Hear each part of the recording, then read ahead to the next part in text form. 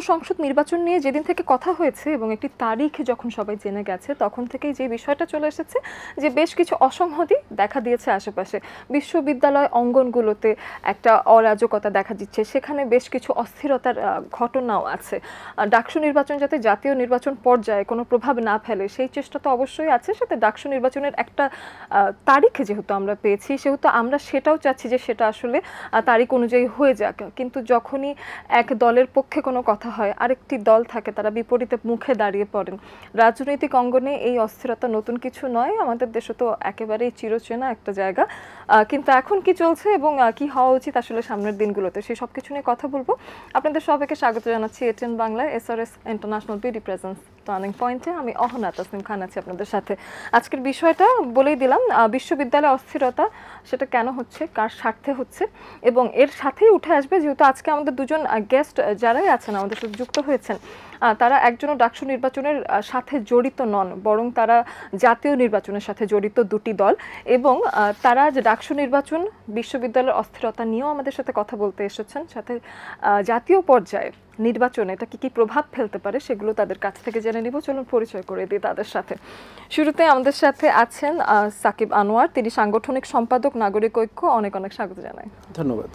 তার পাশে আছেন ডক্টর মাহমুদা মিতু, ডেপুটি মুখ্য সংগঠক দক্ষিণ জাতীয় নাগরিক পার্টি এনসিপি। স্বাগত জানাই। আজ আমরা কথা বলতে যেটা চাচ্ছিলাম সেটা হলো বিশ্ববিদ্যালয় অস্থিরতা নিয়ে। এদিকে জাতীয় পর্যায়ে অবশ্যই আপনাদের কাছ থেকে সেই কথাগুলো শুনতেই চাই, কিন্তু যখন জাতীয় পর্যায়ে নির্বাচন নিয়ে কথা হচ্ছে দেশে আসলে কি ধরনের অস্থিরতা চলছে সেই জিনিসগুলো নিয়েও আমরা কথা বলতে চাই। বিশ্ববিদ্যালয়গুলোতে দেখা যাচ্ছে অস্থিরতা আছে। চট্টগ্রাম বিশ্ববিদ্যালয়ের শিক্ষার্থীরা গ্রামবাসীর সাথে সংঘর্ষ হয়েছে, 300 শিক্ষার্থী সেখানে আহত হয়েছেন। কৃষি বিদ্যালয়, রাজশাহী বিশ্ববিদ্যালয়, সেখানেও অস্থিরতা। সর্বশেষ ঢাকা বিশ্ববিদ্যালয়েও ডাকসু নির্বাচন নিয়ে জটিলতা তৈরি হয়েছে। এই অস্থিরতার এতগুলো ঘটনা একসাথে আপনি কি ভাবছেন? ডাকসু কিংবা ছাত্র সংসদ নির্বাচন সামগ্রিকভাবে বাংলাদেশের জাতীয় রাজনীতিতে বরাবরই একটা প্রভাব রেখেছে, যদিও আমরা বলতে গেলে যখন থেকে গণতান্ত্রিক উত্তরণের দিকে গেলাম 90-এর পর, তখনই কেন জানি ডাকসুটা বন্ধ হয়ে গেল। অন্যান্য ছাত্র সংসদ নির্বাচনও আসলে তারপর থেকে আর সেভাবে হয়নি। এটা আমাদের প্রত্যাশিত ছিল যে নতুন বাংলাদেশের কথা বলি, শেখ হাসিনার স্বৈরাচারী শাসনামল পরবর্তী 5 আগস্ট 2024 পরবর্তী বাংলাদেশে ছাত্র সংসদ নির্বাচনগুলো অনুষ্ঠিত হবে এবং নিয়মিতভাবে অনুষ্ঠিত হবে, কারণ এটা হলো নেতা তৈরির, জাতীয় নেতৃত্ব তৈরির একটা সূতিকাগার। এখান থেকেই আসলে নেতৃত্ব তৈরি হবে যারা পরবর্তীতে দেশকে নেতৃত্ব দেবে, এবং সেটা কিন্তু হয়ে এসছে। মানে আগে যখন ডাকসু নির্বাচন নিয়মিত হতো কিংবা অন্যান্য ছাত্র সংসদ নির্বাচনগুলো নিয়মিত হতো, তারা কিন্তু পরবর্তী সময় বাংলাদেশের রাজনীতিতে প্রভাব ফেলছে। আমি যে দলের সাংগঠনিক সম্পাদক, আমার দলের সভাপতি মাহমুদুর রহমান মান্না বাংলাদেশের ইতিহাসে একমাত্র 2বার নির্বাচিত ভিপি। তিনি কিন্তু জাতীয় রাজনীতিতে তার যে প্রভাব, তার যে অংশগ্রহণ সেটা কিন্তু তিনি রেখে যাচ্ছেন, এবং তিনি লড়াই করেছেন, আমরা লড়াই করেছি একই সাথে। মাহমুদুর রহমান মান্নার নেতৃত্বে শেখ হাসিনার স্বৈরাচারী 15.5 বছরের শাসন আমলে আমরা লড়াইটা চালিয়ে গেছি। ফলে এভাবে অন্যান্য আরও অনেক নেতা তৈরি হয়েছে। আসম আব্দুর রব, তিনি স্বাধীন বাংলাদেশের পতাকা দেখিয়েছিলেন প্রথম, তিনিও কিন্তু ডাকসু থেকে এসছেন। ফলে এই যে নেতৃত্ব তৈরির যে জায়গাটা, সেই জায়গাটা অনেকখানি শূন্য হয়ে গেছে 90-এর পরবর্তী সময়ে।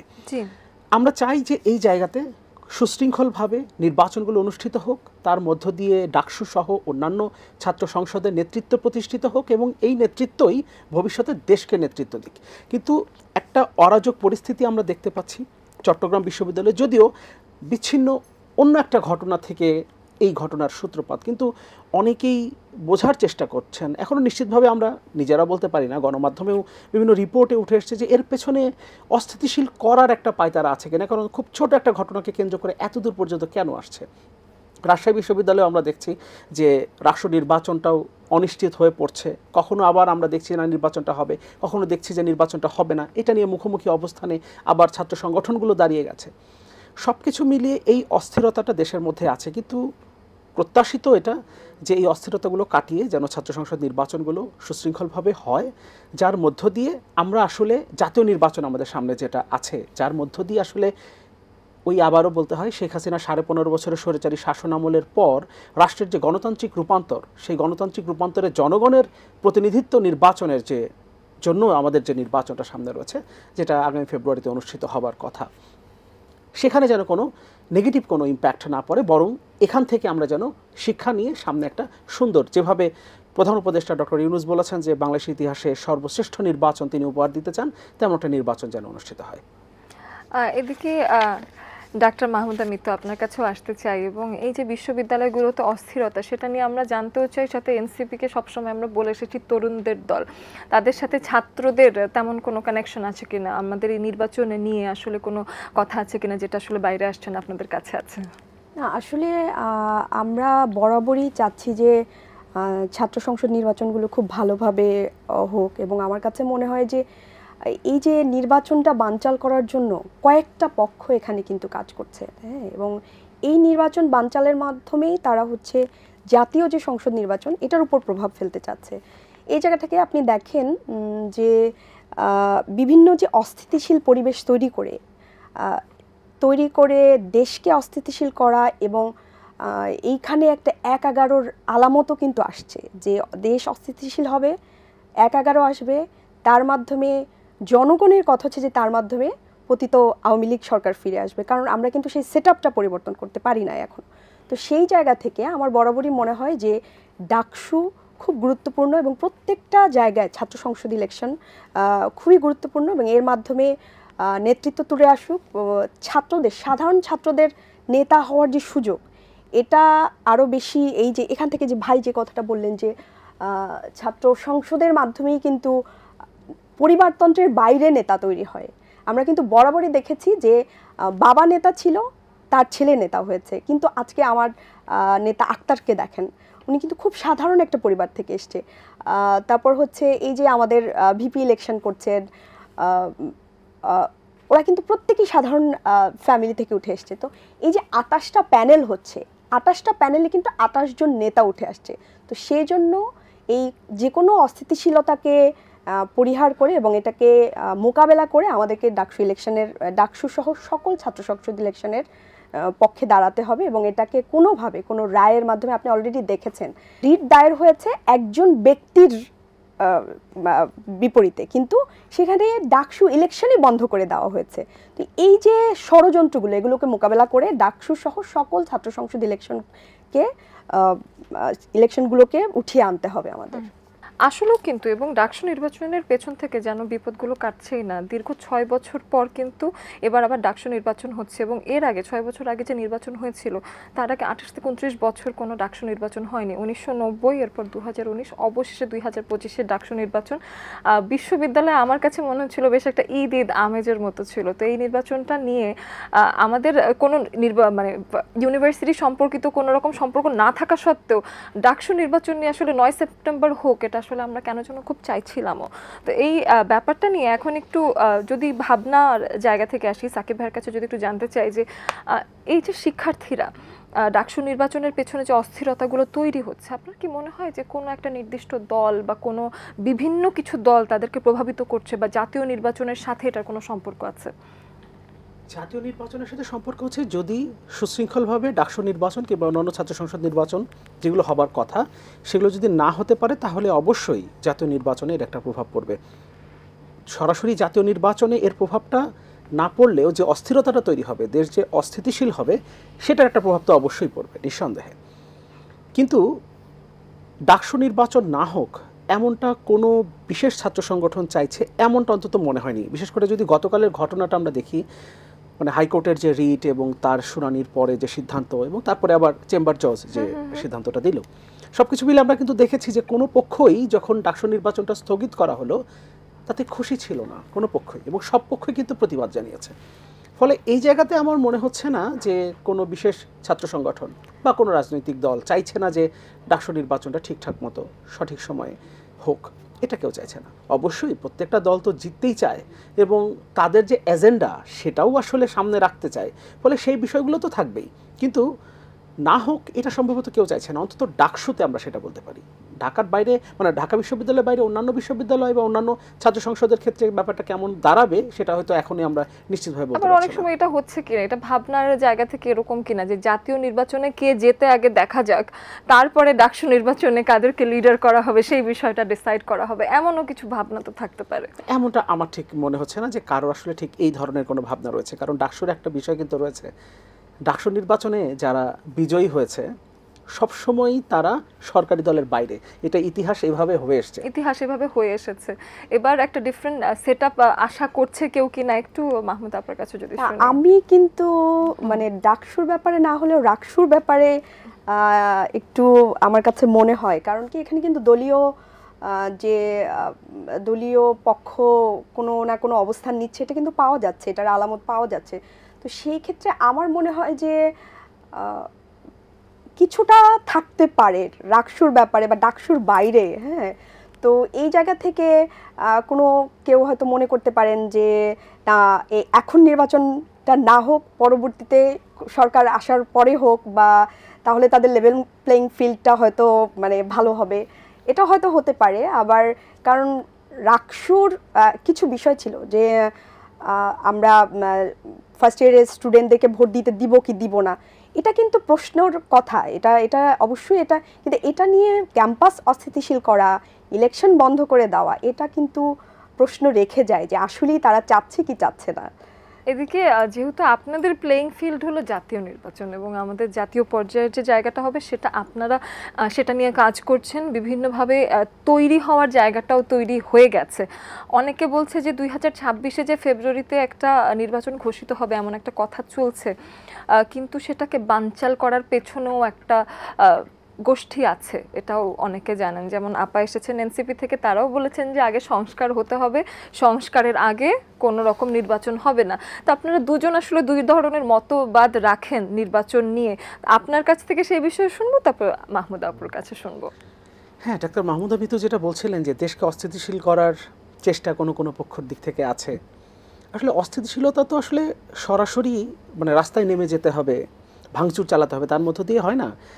নানান অবস্থান, রাজনৈতিক যে অবস্থান, পলিটিক্যাল যে রেটোরিক, সেগুলো দিয়েও আসলে অস্থিতিশীল হতে পারে। ছোট্ট একটু কলকাঠি নাড়লেও অনেক কিছু হতে পারে। জি, আমি এনসিপির একজন সদস্য, যেহেতু আমার আজকে সহ-আলোচক, আমি এনসিপির কথাই বলি। এনসিপি গণপরিষদ নির্বাচনের কথা বলছে, গণপরিষদ নির্বাচন হতে হবে, আদারওয়াইজ তারা নির্বাচনে যাবেন না। গণপরিষদ নির্বাচন একটা নতুন সংবিধান তৈরির ম্যান্ডেট দেয়। তারা এটাও বলছেন নতুন সংবিধান যদি না হয়, গণপরিষদ নির্বাচন হলে তো নতুন সংবিধানের প্রশ্ন আসবে, নতুন সংবিধান যদি না হয় তাহলে তারা নির্বাচনে যাবেন না। কিন্তু আমরা ফেব্রুয়ারির পর থেকে তো ঐক্যমত্য কমিশন দলগুলোর সাথে আলাদা আলাদা করে বসছে। এরপরে টানা 2 মাস আমরা সবগুলো রাজনৈতিক দল, সেখানে আমরা যেমন পার্টিসিপেট করেছি, এনসিপিও পার্টিসিপেট করেছে। সেখানে কিন্তু আমরা এক্সিস্টিং কনস্টিটিউশনের বিভিন্ন আর্টিকেল ধরে ধরে কাজ করেছি। কোন একটা নির্দিষ্ট বিষয় যখন আমাদের সামনে এসছে, তখন আমরা ওই আর্টিকেলে কি যুক্ত করতে হবে, কি বাদ দিতে হবে, সংযোজন, বিযোজন, এই বিষয়গুলো নিয়ে কিন্তু আমরা কাজ করেছি। তার মানে আমরা কিন্তু এক্সিস্টিং যে কনস্টিটিউশন সেটাকে ধরে কাজ করেছি। নতুন সংবিধান লিখব এই ধরনের কিন্তু কোনো আলোচনাই হয় নাই। এবং এর আগে ঐক্যমত্য কমিশনের পক্ষ থেকে যে 166টা যে তারা প্রস্তাবনা আমাদের সামনে দিয়েছিল, সেগুলো কিন্তু এক্সিস্টিং কনস্টিটিউশনকে ধরেই। ফলে নতুন করে যে এই আলোচনাগুলো সামনে নিয়ে আসা, এটাকে আমরা কখনো কখনো আসলে মনে করতেই পারি যে এটা আসলে নির্বাচনটাকে ঠেকিয়ে দেয়া বা নির্বাচনটাকে পিছিয়ে দেয়া কিংবা অন্য কোনো পরিকল্পনা থেকে হতে পারে। কারণ কয়েকদিন আগেই তো তারা এই প্রসেসের মধ্যে ছিলেন, যে প্রসেসটা আমরা ফলো করছি, এক্সিস্টিং কনস্টিটিউশন ধরেই তো আমরা আসলে কাজগুলো করেছি। দ্বিতীয় বিষয় হলো যে সংস্কার আগে হতে হবে, তারপরে আমরা নির্বাচনে যাব। আমরা বলেছি যে যে সংস্কারগুলো সম্ভব, আমরা যে প্রিন্সিপালটা ঠিক করেছিলাম এই সংস্কারের বিষয়, ঐক্যমত্য কমিশন যে প্রিন্সিপাল, বিশেষ করে ঐক্যমত্য কমিশনের সভাপতি হিসেবে প্রধান উপদেষ্টা ডক্টর ইউনূস যেই প্রিন্সিপালের কথা বলেছিলেন, যে কটা বিষয়ে দলগুলো, সবগুলো রাজনৈতিক দল ঐক্যমত্যে পৌঁছাতে পারবে, সেগুলোই আসলে জুলাই সনদ হিসেবে আমাদের সামনে গৃহীত হবে এবং আমরা সেখানে স্বাক্ষর করব। পরবর্তীতে অবশ্য সেই জায়গাতে কিছু পরিবর্তন এসছে, এমনকি আমরা কিছুটা সেই জায়গা থেকে সরে এসে যেগুলোতে আমাদের কিছু ডিসেন্টিং অপিনিয়ন আছে সেগুলো রেখেও আমরা আসলে কিছু কিছু বিষয়ে থাকছি। এখন বিষয় হলো, আমরাও তো বলছি যে যে সংস্কারগুলো এখনই সম্ভব, যেটা করতে কোনো পার্লামেন্টের প্রয়োজন নাই, অর্থাৎ সংবিধানে যেগুলো সংযোজিত করতে হবে সেগুলোর বাইরে যেগুলো সম্ভব সেগুলো অধ্যাদেশের মাধ্যমে সরকার এখনই করুক। আমি তো চাই আজকেই করুক, না হলে সরকার কালকে করুক, এখনই। তো আমরা বলছি, সব রাজনৈতিক দল কিন্তু সেটা বলছে, যেগুলোর জন্য আপনাকে পার্লামেন্টে যেতে হবে না। এখন প্রশ্ন হচ্ছে যে সংবিধানের যে বিষয়গুলো সংযুক্ত করতে হবে কিংবা যেগুলো বাদ দিতে হবে সেগুলোর ব্যাপারে আমার অবশ্যই পার্লামেন্ট লাগবে, এবং পার্লামেন্টে গিয়ে আমাদেরকে সেগুলো আমরা সেটা পরিবর্তন করব। এখন যেটা বলা হচ্ছে যে নতুন সংবিধান বা নতুন করে গণপরিষদের মাধ্যমে যদি এটা না করা হয় তাহলে ভবিষ্যতে কোনো সরকার এসে আবার এগুলো বাতিল করে দিতে পারবে। প্রশ্ন হলো, আমরা যদি অষ্টাদশ সংশোধনীর মধ্য দিয়ে যদি আমরা এগুলো সংযুক্ত করি তাহলে অনেকের ধারণা, আমি এনসিপির কথা বলছি, তারা মনে করছেন যে ঊনবিংশ সংশোধনীর মধ্য দিয়ে আবার এগুলো সব বাতিলও করে দেওয়া যাবে। তাহলে আমি যদি নতুন সংবিধানে এগুলো সংযুক্ত করি তাহলে তার প্রথম সংশোধনী দিতে এগুলো বাতিল করে দেওয়া যাবে। ফলে নতুন সংবিধান লিখলেই এটা পাকাপোক্ত হলো, বিষয়টা এমন না। সবচেয়ে বড় বিষয় হলো রাজনৈতিক সদিচ্ছা এবং জনগণের সামনে আপনাকে 5 বছর পর পর যেতে হয় কি না সেই বিষয়টা নিশ্চিত করা। আপনি যদি 5 বছর পর পর রাজনৈতিক দলগুলোকে জনগণের ম্যান্ডেট নিতে তাদের কাছে যেতে হয় এটা নিশ্চিত করতে পারেন, অর্থাৎ 5 বছর পরে অন্তত একটা অবাধ, সুষ্ঠু, নিরপেক্ষ নির্বাচন, গ্রহণযোগ্য নির্বাচন হয়, এই ব্যবস্থা যদি আপনি নিশ্চিত করতে পারেন তাহলে দলগুলোর পক্ষে এইটা চিন্তা করা সম্ভব না যে আমি যেহেতু সংখ্যাগরিষ্ঠতা পেয়েছি কিংবা 2/3 মেজরিটি পেয়ে গেছি আমি যা ইচ্ছা তাই করবো, আমি এগুলো বাতিল করে দেব।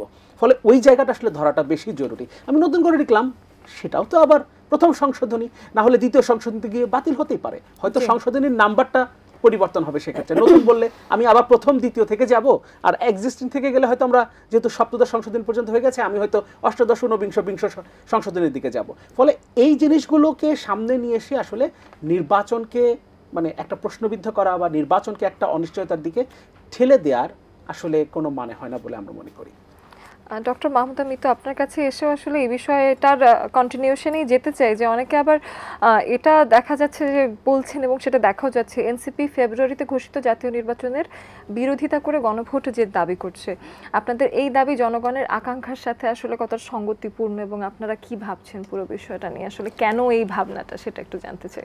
আমার কাছে মনে হয় যে এনসিপিকে একটা ফ্রেমিংয়ের মধ্যে আনা হচ্ছে যে এনসিপি নির্বাচন চায় না, আমরা কিন্তু নির্বাচন চাই এবং গণপরিষদ নির্বাচনের মাধ্যমে কিন্তু রাষ্ট্র পরিচালনা করা যাচ্ছে, নতুন সংবিধান আনা যাচ্ছে। আপনি আজকে স্বাধীনতার 53 বছর পার হয়ে গেছে, রাজনীতিতে অনেক পরিবর্তন এসছে, বিশ্বের অনেকগুলো দেশ তারা গণপরিষদ নির্বাচন করেছে। তো সেই জায়গা থেকে আমি মনে করি না যে ওই যে সংবিধান, এই যে একটা পরিবারের 5-6 জনার সুবিধা মতো যে সংবিধানটাকে তৈরি করা হয়েছিল এবং যেটা অত্যন্ত ত্রুটিপূর্ণ সেটাকে টেনে নিয়ে যাওয়া এই 24-এর পরে, এটা আমরা কোনোভাবেই মনে করছি না। কারণ মাঝখানে অনেকগুলো অভ্যুত্থান ছিল, বা 90-এর কথা আমরা যদি বলি যে কতগুলো একটা স্টেপ ছিল, মোটামুটি ব্যর্থ কিন্তু সবগুলো। তো এই জায়গা থেকে আমরা যদি এই 2000 মানুষ যে মারা গেছে এই মানুষগুলোর আকাঙ্ক্ষা, আমাদের যে শহীদদের আকাঙ্ক্ষা, যে আহতদের যে আকাঙ্ক্ষা, যে দেশ পরিবর্তনের আকাঙ্ক্ষা, দেশের দালিলিক নিয়মটা, এইটা পরিবর্তন হলেই দেশটা পরিবর্তন হয়। তো সেই জায়গা থেকে আমরা মনে করি যে সংবিধান পরিবর্তনই একটা বড় পরিবর্তনের সূচনা হবে। সংস্কার একটা লম্বা সময় লাগছে এবং মনে হচ্ছে যে আপনারা বলছিলেন যে আমরা যদি নির্বাচনে আসে আমরা এসে নির্বাচন করে তারপরেও আমরা সংস্কার করতে পারি এবং নির্বাচনটা হয়ে গেলে আসলে সংস্কার আপনারা নিজস্ব জায়গা থেকে যা করতে চান সেটা হয়তো দলীয়ভাবে আপনাদের করাটাও সহজ হতে পারে। এখন তো ডিপেন্ড করতে হচ্ছে যে সংস্কার কেন হচ্ছে না, এটা শুধু প্রশ্নের মতোই ঘুরছে ফিরছে আসলে। তো ঘুরে ফিরে এখন আসলে কি বিষয় এবং আইন শৃঙ্খলা রক্ষার ক্ষেত্রে এখনো কিন্তু সমালোচনা আছে। তো সবকিছু মিলিয়ে আসলে উন্নতিটা ঘটাতে ব্যর্থতার কারণটা কি মনে হচ্ছে? ডাক্তার মাহমুদা মিতু যে কথা বলছিলেন ওনার সাথে আমি পুরোপুরি একমত যে একটা অবাধ, সুষ্ঠু, নিরপেক্ষ নির্বাচন করবার জন্য যে জায়গাগুলোতে হাত দেওয়া দরকার সেই জায়গাগুলোতে আসলে সরকার সেভাবে হাত দেয় নাই। সবার আগে দরকার ছিল আইন শৃঙ্খলা রক্ষাকারী বাহিনী, বিশেষ করে পুলিশের কথা বারবার আসে, কিন্তু সেই জায়গাতে যেভাবে হাত দেওয়ার কথা ছিল, যতটুকু সংস্কারের প্রয়োজন ছিল, যেভাবে প্রায়োরিটি দেওয়া দরকার ছিল সেভাবে দেওয়া হয়নি। কিন্তু আমি পাল্টা একটা প্রশ্ন করি, ডাক্তার মাহমুদা মিতুকে প্রশ্ন করি, তিনি যে দলকে বিলং করেন, জাতীয় নাগরিক পার্টি এনসিপি, এই দলের যিনি আহ্বায়ক নাহিদ ইসলাম, তিনি সরকারে 6 মাস ছিলেন। আমরা বারবার বলছি না 1 বছর হয়ে গেছে সরকারের, তার অর্ধেক সময় তিনি সরকারে ছিলেন। তাহলে সংস্কার শেষ করে তারপরে নির্বাচনে যাওয়ার বিষয়, যদি তিনি আমাদেরকে নিশ্চিত করতেন এবং তারপর সংস্কারটা শেষ করে তিনি যদি রাজনীতিতে আসতেন, তাহলে আমরা বরং আরও বেশি খুশি হতাম। আমরা দেখতাম যেহেতু তিনি সংস্কার করতে হবে সেই ঝান্ডাটা এখন তিনি বহন করছেন, অবশ্যই উই অ্যাপ্রিসিয়েট। কিন্তু তিনি তো সরকারে ছিলেন, সেখানে থেকে তো এটা করাটা আরও সহজ ছিল। বাইরে এসে সরকারের সমালোচনা সরকার করতে পারছে না, 1 বছরে করতে পারেনি, তার অর্ধেক সময়ের দায়িত্ব আপনাকেও নিতে হবে। তাহলে আরেকটা প্রশ্ন হলো, আপনি এটা শেষ না করে নির্বাচনের দিকে যাওয়া যাবে না, সেটা যদি আপনি বলেন, তাহলে আপনি শেষ না করে রাজনীতিতে আসলেন কেন? আলটিমেটলি রাজনৈতিক দল হিসেবে, গণতান্ত্রিক রাজনৈতিক দল হিসেবে তারা নিবন্ধনের জন্য এখন চেষ্টা করছেন, তার নিশ্চয়ই নিবন্ধন পাবেন, আমরা প্রত্যাশা করি, আমরাও চাই, কারণ এই দলটাকে তো আমরাও ওন করি। এই অভ্যুত্থানের মধ্য দিয়ে তো দলটার জন্ম হয়েছে, এই অভ্যুত্থানের ভেতরে তো আমরাও ছিলাম, ফলে দলটাকে আমরাও ওন করি। আমিও একজন এনসিপি সদস্য বলতে পারেন। জি, কিন্তু তাহলে সেই জায়গাতে তিনি তো ওখানে থেকে আরও বেশি কাজ করতে পারতেন। ইনফ্যাক্ট হয়তো বা এটা সরাসরি সম্পর্কের ব্যাপারটা হয়তো অস্বীকার করা যাবে মুখে, কিন্তু আমরা এমনিতে জানি যে এখনও সরকারে 2 জন প্রতিনিধি আছেন। ফলে সরকার কেন করতে পারছে না, কেন করছে না, কেন আসল জায়গাগুলোতে হাত দিচ্ছে না, এই উত্তরটা আসলে এনসিপির দিক থেকে আসলে আসতে পারে আমাদের চেয়েও বেশি। আর আরেকটা বিষয় হলো যে এখন যে সময়টা বাকি আছে, যদি আমি ফেব্রুয়ারিকেও ধরি, তাহলে এখন যে সময়টা বাকি আছে এই সময়ের মধ্যেও যেই জায়গাগুলোতে হাত দিলে একটা গ্রহণযোগ্য নির্বাচন কিংবা প্রধান উপদেষ্টার কথা অনুযায়ী যে সর্বশ্রেষ্ঠ নির্বাচন উপহার দেওয়া সম্ভব, সেটা কিন্তু এখনও করা যায়। সাকিব ভাই আপনাকে প্রশ্নটা করেছেন, আমি আপুকে স্পেসটা দিতে চাই এবং একটু কথা বলতে দিতে চাই এই বিষয়ে। প্রথম কথা হলো যে নাহিদ ইসলাম সরকারে ছিলেন মাত্র 6 মাস, মানে তখন কেবল এই 6 মাসে মনে হয় 140টা বা সামথিং এরকম আন্দোলন হয়েছে, এবং নাহিদ ইসলাম কিন্তু একটা মানে 18-19টা জায়গার একটা ছোট একটা জায়গায় ছিল, মানে একটা সাইডে ছিল, একটা মন্ত্রণালয় ছিল। তো সেই জায়গা থেকে তিনি কিন্তু এই যে সংস্কারকে আমরা কিন্তু ছোট একটা মন্ত্রণালয়ের সংস্কার চাই না, আমরা কিন্তু পুরো দেশের সংস্কার চেয়েছি। তো সেই জায়গা থেকে নাহিদ ইসলাম নিশ্চয়ই যখন ফিল করেছে যে না, আমার এই জায়গার চেয়ে আমি যখন রাজপথে দলীয় জায়গা থেকে বা রাজনৈতিক জায়গা থেকে এই কথাটা আরও ভালোভাবে বলতে পারবো।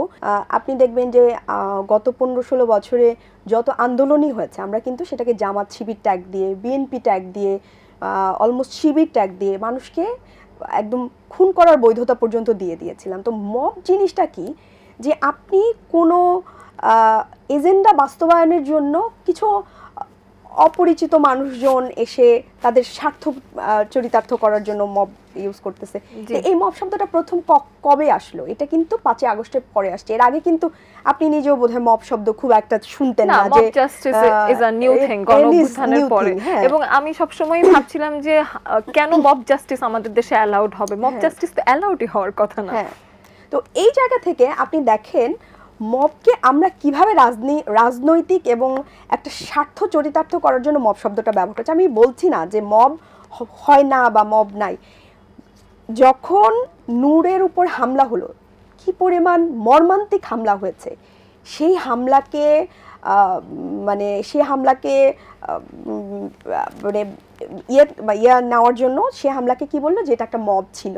অথচ সেখানে জাতীয় পার্টির মতো দিল্লির এজেন্ডা বাস্তবায়ন করা পার্টি, যারা আওয়ামী লীগকে পুনর্বাসন করতে চায় বা যাদের ইলেকশনে নেওয়ার মাধ্যমে আওয়ামী লীগ ফিরে আসতে চায়, সেই জাতীয় পার্টিকে নিষিদ্ধ করার জন্য নূর একটা ডায়াস নিয়ে দাঁড়িয়েছিল। সেইখানে নূরের উপর প্রচণ্ড পরিমাণে মর্মান্তিক হামলা হয়েছে। সেই হামলাকেও মব বলে আখ্যায়িত করা হয়েছে। তার মানে, এবং আরেকটা কথা বলি যে এইখানে তারপরে জনাব তারেক রহমান একটা স্টেটমেন্ট দিলেন। উনি কিন্তু নূরের জন্য দুঃখ প্রকাশ করলেন। তারপর দুঃখ প্রকাশ করার পরে উনি শেষের দিকে বললেন যে মবক্রেসিটাকে দমন করতে হবে। তার মানে উনি নূরের ঘটনার সাথে মবক্রেসিকে লিঙ্ক করছেন, মানে উনিও অ্যাপ্রুভাল দিলেন যে এই মব শব্দ জয় নিয়ে এসছে। হ্যাঁ, সেই মব শব্দকে এখন গণতান্ত্রিক আন্দোলন বা জনগণের আকাঙ্ক্ষা বা আপনি এই আকাঙ্ক্ষাকে দমন করার জন্য ব্যবহার করছে। এতে কি হবে, আপনি নেক্সটে কোনো ক্ষমতাসীন দল আসলে আপনি যখন তাদেরকে প্রশ্নবিদ্ধ করতে যাবেন, তাদেরকে প্রশ্ন করতে যাবেন, তখন তারা আপনাকে মব বলে ফ্রেমিং করবে এবং তখন তারা তাদের এজেন্ডা বাস্তবায়ন করে ওই একই কাজ করতে পারবে, যে মব বলে আপনাকে মেরে ফেলা, গুম করা, খুন করা। এটার কিন্তু তারা বৈধতা দিয়ে ফেলবে। সো মব শব্দ ব্যবহার করার আগে আমাদেরকে খুব স্পেসিফিকলি ব্যবহার করতে হবে যে আসলে কোনটা মব কোনটা মব না। একটা শিক্ষক ধরেন আন্দোলন করছেন, বুয়েটের শিক্ষক আন্দোলন করছে, তো এইটাকে পুলিশ কিন্তু ওই লাঠিয়াল বাহিনীর রূপেই ওই আন্দোলনটাকে দমন করার চেষ্টা করছেন। বাট এর মাঝখানেও তো পুলিশের সংস্কার হলে আমরা মনে করতাম যে এর মাঝখানেও কিছু একটা আসতো, যেই সিস্টেমে পুলিশ আন্দোলনগুলো দমন করতে পারত। কিন্তু এইটাকে যখনই তারা পারছে না বা ফেলিউর হচ্ছে, তারা তখন এটাকে মব বলে মানে স্বীকৃতি দিচ্ছে। যে আমি একটু জানতে চাই দুটো দলের কাছ থেকে যে এই পর্যায়ে নির্বাচন হওয়াটা নিয়ে অন্তর্বর্তীকালীন সরকারের কাছে আসলে কোন অনুরোধটা আপনারা এক লাইনে করতে চাইবেন? আমি সাকিব ভাইকে দিয়ে শুরু করতে চাই। অন্তর্বর্তীকালীন সরকারের কাছে এখন অনুরোধ একটাই, যে সবগুলো রাজনৈতিক দলকে নিয়ে বসেন, বারবার কথা বলেন, একবারে হয়তো হবে না কিন্তু বারবার কথা বলেন, কথা বলে দেশে যে অস্থিতিশীলতা আছে, রাজনৈতিক দলগুলোর ভেতরে যে দূরত্বটা আছে, এটা কমিয়ে আনেন। অভ্যুত্থানের সময় আমরা যখন লড়াইটা করেছি, রাজপথে যখন নেমেছি, তখন জিজ্ঞেস করে নিই আপনার ধর্ম কী, মত কী, রাজনৈতিক মতাদর্শ কী, আপনি কোন রাজনৈতিক দল বিলং করেন, যেমন জিজ্ঞেস করিনি, ঠিক ওই পরিস্থিতিটা সামনের নির্বাচনের আগে আসলে প্রয়োজন। তাহলে লেভেল প্লেইং ফিল্ডটা তৈরি হবে। আমরা পাশাপাশি দাঁড়িয়েও লড়াইটা, মানে আমরা ভিন্ন মত নিয়েও আমরা পাশাপাশি দাঁড়িয়ে লড়াই করতে পারবো। অনেক ধন্যবাদ সাকিব আনোয়ার। ডক্টর মাহমুদের কাছে শুনতে চাই। মানে সংস্কারের চিন্তা না থাকতো তাহলে একটা যে কেউ এসে 3 মাস মানে সংস্কার আমি কিছু দালিলিক ভাবে লিখে রাখলাম, ওইভাবে আমি লিখে দিলাম, তারপর ইলেকশন দিয়ে দিলাম যে আপনি তারপর যে সরকার আসবে তারা ইলেকশন দিয়ে এটাকে বাস্তবায়ন করবে। কিন্তু অন্তর্বর্তীকালীন সরকার কিন্তু গত 1 বছর ধরে আছেন, হ্যাঁ, এবং আমাদের ব্যক্তিগত যে দলীয় যে জায়গা, সেখানে অবশ্যই অন্তর্বর্তীকালীন সরকারকে কোনো না কোনো সংস্কারের যে দৃশ্যমান যে সংস্কার এটা করে তারপর এই যে পুলিশ সংস্কার বলেন, প্রশাসন সংস্কার বলেন, এই কাজগুলো করে তারপরে আমরা যে সংবিধানের কথা বলছি, গণপরিষদ নির্বাচনের কথা বলছি, এই দিকে যাওয়াটা আমি আশা করি যে, এবং এই লেভেল প্লেইং ফিল্ডটাকে তারা নিশ্চিত করে তারপর তারা নির্বাচন দিবে। গণপরিষদ নির্বাচন, সংস্কার, বিচার, গণপরিষদ নির্বাচন, সংসদ নির্বাচন। দুজনকে অনেক ধন্যবাদ গঠনমূলক একটি আলোচনার জন্য। আজকের মতো আমরা এখানেই বিদায় নেব, তবে আসার জন্য অনেক অনেক ধন্যবাদ। আপনাকেও ধন্যবাদ। দর্শক, আজ আমরা কথা বলছিলাম ঢাকা বিশ্ববিদ্যালয়ের অস্থিরতা এবং ডাকসু নির্বাচন, সাথে ছাত্র সংসদ নির্বাচন ঘটিত নানান কথা নিয়ে। আসলে সেই কথা থেকেই আসলে জাতীয় নির্বাচন পর্যায়ে চলে যেতে হয়, কারণ দেশে বর্তমানে আসলে এই জিনিসগুলো নিয়ে ভাবছে। সমসাময়িক নানা ভাবনা নিয়ে আমরা প্রতি শুক্রবার চলে আসবো আপনাদের দোরগোড়ায়। এটিএন বাংলায় আপনারা সকালে চোখ রাখলেই আমাদেরকে পেয়ে যাবেন। আজকের মতো বিদায় নিচ্ছি।